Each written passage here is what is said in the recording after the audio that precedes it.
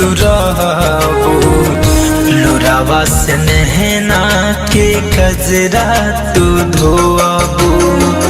जुदा होके हमारा से कैसे तू रहबू। लोरावा से नहना के कजरा तू धोबू। सोरहो सिंगार भल के तनो तू करबू।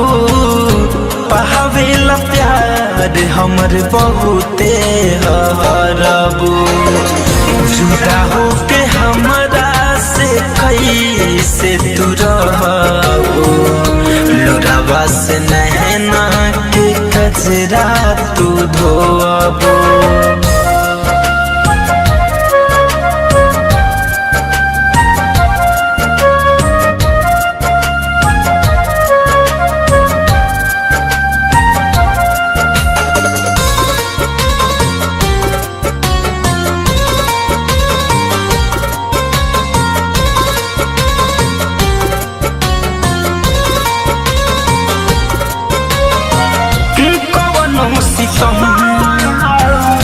कवनो जखम एहो करे जहा सहले हब हम। हिम्मत सोची कि पियावा के प्यार में तर जेबू।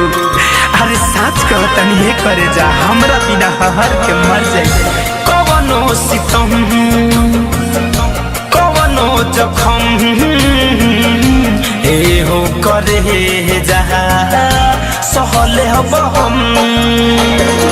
सुन लागी ससुर में कैसे तू रहबू। लोरावा से नहना के कजरा तू धोबू। जुदा होके हमरा से कैसे तू रहबू। लोरावा से नहना के कजरा तू धोबू।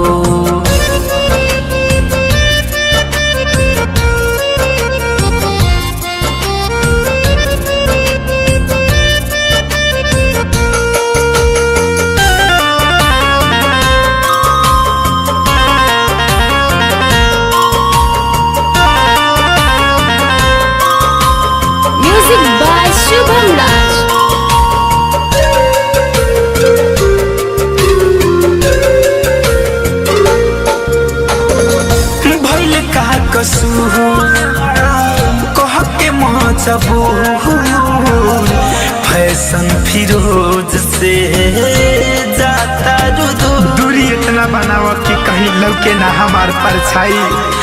भगवान से दुआ करा कि हम जल्दी मर जाई। भइल का कसूर कह के मजबूर मुकुंद फिरोज से जाता